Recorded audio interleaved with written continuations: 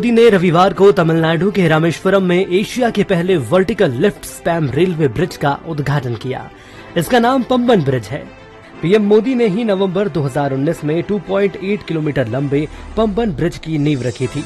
इस ब्रिज से रामेश्वरम और मंडपम के बीच रेल कनेक्टिविटी फिर से अपनी विशेष भौगोलिक स्थिति की वजह से 20वीं सदी की शुरुआत में यहाँ पहुँचने का एकमात्र जरिया बोट थी।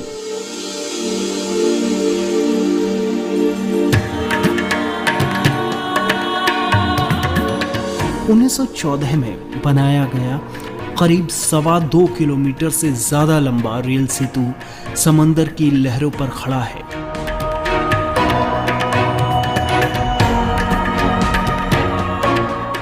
इसी के जरिए दशकों तक लोगों ने समंदर को पार कर कर रामेश्वरम की यात्रा की है।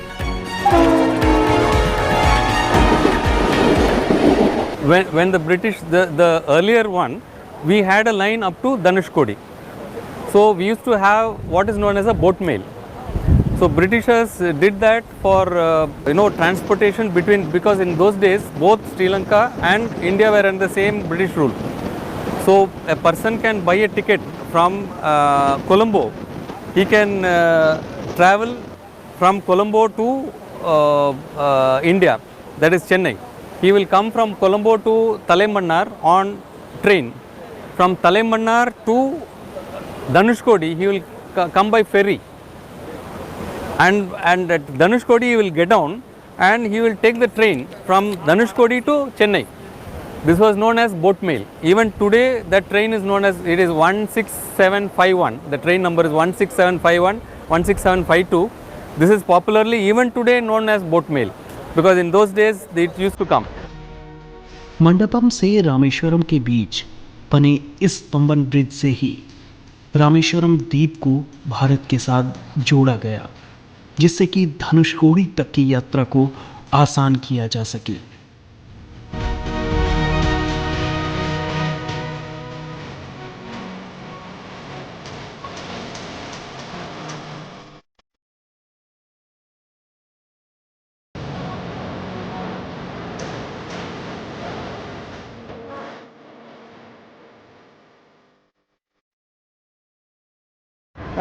Parameters not within the limits, it will not allow to lift or lower the bridge. So that safety is taken place.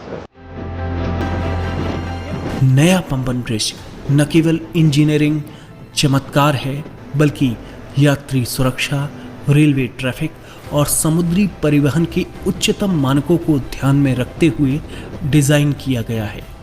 इस ब्रिज के बनने के साथ ही दुनिया में इंजीनियरिंग कौशल की मिसाल माने जाने वाले लंदन के टावर बुनियादी ढांचे में एक ऐतिहासिक उपलब्धि है, जो आने वाले दशकों तक सुचारू रूप से संचालित रहेगा। हालांकि विपरीत परिस्थितियों में अडिग रहकर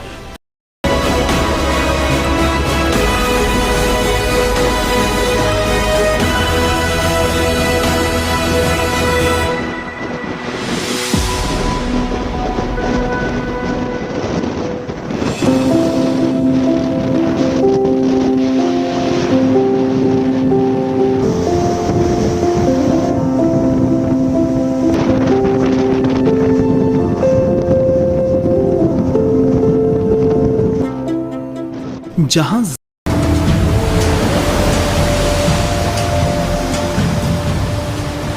1964 की एक रात आए समुद्री तूफान ने पूरे द्वीप को तबाह कर दिया।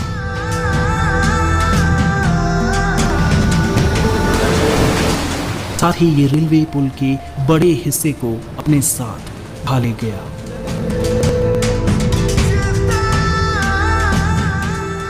रामेश्वरम एक बार फिर देश के बाकी हिस्से से अलग थलग पड़ गया।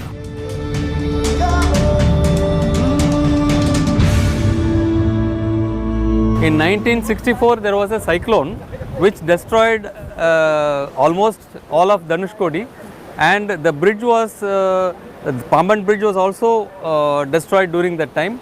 So Dr. E. Sridharan, the metro man, he rebuilt the Pamban bridge in 1965.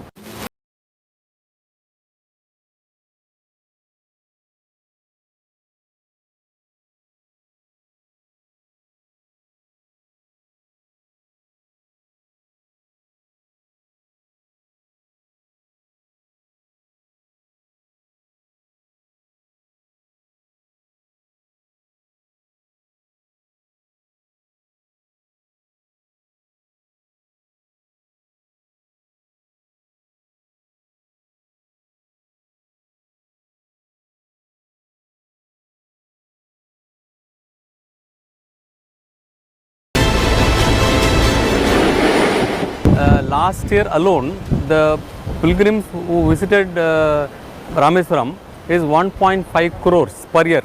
1.5 crores per year. So Rameswaram is receiving a lot of tourists. It is not only religious but also other tourists. So Rameswaram is receiving a lot of tourists. So we have to increase the facilities for rail traffic, which is why there was a need for a new bridge. So since the old bridge was already 100 years old, it was having some issues, so which is why we had to go for the new bridge.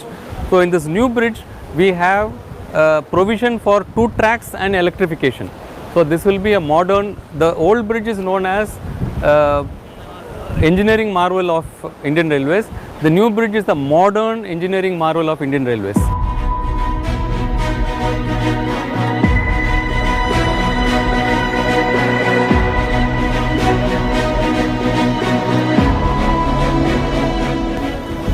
नमस्कार, स्वागत है आपका संसद TV पर।